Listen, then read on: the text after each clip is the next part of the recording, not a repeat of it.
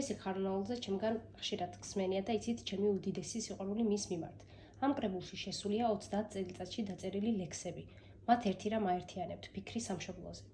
ლექსები ქრონოლოგიურად არ არის დალაგებული. ეს 30 წელიწადი როგორც ერთი დღე და ეს მთელი კრებული როგორც ერთი ლექსი, ერთ მთლიანობადაა შეკრული და ეს საქართველოა.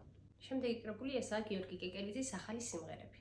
ამ კრებულში არის აბსტრაქცია, უკიდურესი ნატურალიზმი, ლაკონიზმი, ირონია და შეუნიღბავი სევდა. უფალო მომეცი ძალა ვიყო სუსტი, მომეცი ძალა ცრემლები არ ჩავიბრუნო, როცა მტკივა. მომეცი ძალა მტკიოდეს და ამ მტკივილის გამჟღავნებას სხვისთვის ბედავდე.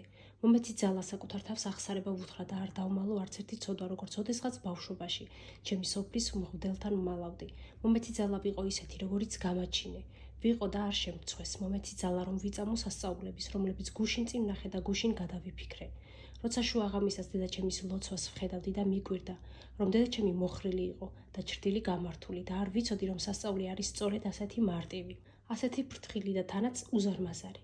ან ვიცოდი და დავივიწყე, მომეცი ძალა სუსტი ვიყო, საკუთარ თავს ასე უფრო იოლად ვზიდავ, უფრო იოლად დავინახავ, უფრო ავწონი და გავზომავ, რადგან მაშინ ვეხარსად ვერ დამემალება. შემდეგი პოეტური კრებული, რომელიც მინდა გაგაცნოთ, არის იაკი კაბეს მოქალაქე. კრებულის მთავარი თემებია მოქალაქეობრივი პასუხისმგებლობა, მოძალადე სისტემის პირისპირ დარჩენილი შემოქმედის პოზიცია, რომელსაც უჭირს რაიმის შეცვლა აგრესიულ გარემოში, მაგრამ ის მაინც შეუძლია, რომ ადამიანი დააფიქროს თავის მნიშვნელობაზე, ნამდვილ ღირებულებებზე. შემდეგი კრებული ესაა მედეა ზაალიშვილის სიმშვიდე დაფნის ხეებში. მედეა ზაალიშვილის თარგმანებს კარგად იცნობს ქართველი მკითხველი, უილიამ შექსპირის ტიტუს ანდრონიკუსი და ვენერა და ადონისი.